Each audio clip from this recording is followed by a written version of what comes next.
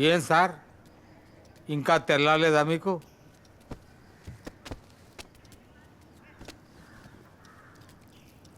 ఇవాళ ఎవరిని కొట్టడానికి పోతాన్రో? ఊకే ఎవరిని పడితే వాడిని కొట్టడానికి నేనే రౌడీ గారిని కాదు. రౌడీ గాని కాక ఇంకేముంది?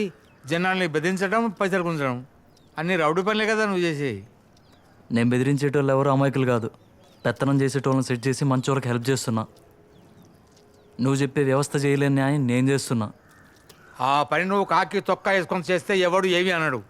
ఇప్పుడు రౌడీ గాడనే అంటారు. రౌడీ రౌడీ అనుకో ఊకే తలకాయ తింటావేంది చెప్పింది చెప్పుకుంటా. మంచిగా చదువుకున్నావు, పోలీసు ఆఫీసర్ అయ్యి ఇంటికి వస్తావు అనుకుంటే మధ్యనే ట్రైనింగ్ ఆపేసి వచ్చేసినావు. ఇట్లా గలీజు పనులు చేసుకుంటే కూడా తిరుగుతున్నావు. బాధ అవుతుంది మరి మాకు. ఉత్త పుణ్యానికే వచ్చినా వాపస్.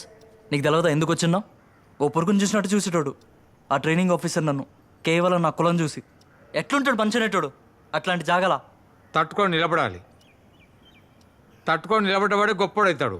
ఆపు ఆపు ఇంకా నీ క్లాస్ బీకుడు. నువ్వు చెప్తున్నట్టు నీతిగా బతికేటోడు ఎవ్వడుండడు ఈ కాలంలో. నువ్వు ఉన్నావు ఏమైంది? బతకనిచ్చిర్రా నిన్ను చక్కగా? నీ తమ్ముడిని చంపిర్రు, నీ బిడ్డను కూడా చంపిర్రు. మూసుకొని చూడడం తప్ప ఏమైనా బీకినావా? లేదు. ఎందుకంటే నువ్వు చెప్పే చట్టం మనలాంటి వాళ్ళ మీద మాత్రమే పనిచేస్తుంది. మనల్ని దొక్కేటోళ్ళ కాడ గులామే అది ఎప్పటికీ. ఎన్నేళ్ళైనా నీ బుర్రకు ఎక్కది ఇది.